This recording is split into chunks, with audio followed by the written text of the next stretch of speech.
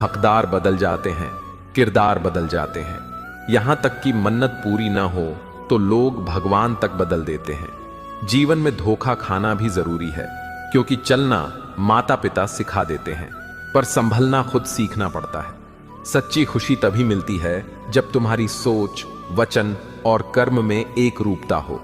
निराश कभी मत होना। कमजोर तुम्हारा समय है, तुम नहीं।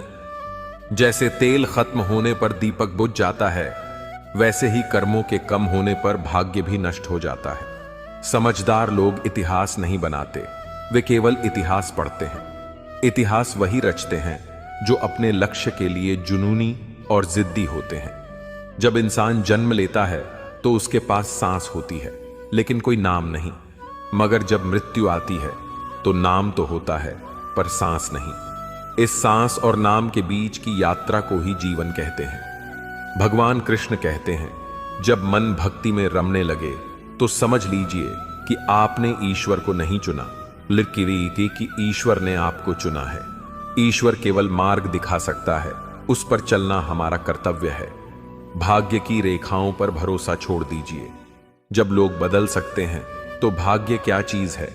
कुछ सहन करना सीखें, क्योंकि हम में भी कई कमियां हैं जिन्हें दूसरे सहते हैं। खुशी का कोई रास्ता नहीं होता, खुश रहना ही रास्ता है।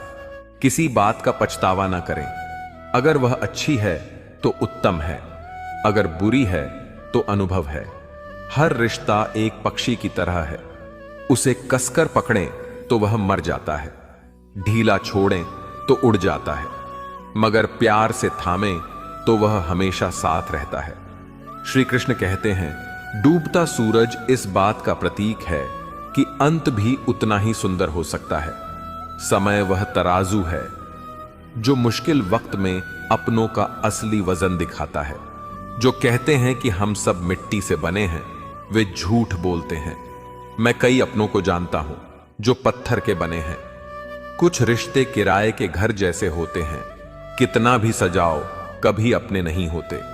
पानी की बूंद गर्म तवे पर गिरे तो नष्ट हो जाती है, कमल के पत्ते पर गिरे तो चमक उठती है, और सीप में गिरे तो मोती बन जाती है। दिमाग कहता है हार मान लो, लेकिन दिल धीरे से कहता है एक बार और कोशिश कर, तू कर सकता है। जब किसी के गुण दिखें तो मन को कैमरा बना लो, और जब अवगुण दिखें तो मन को दर्पण।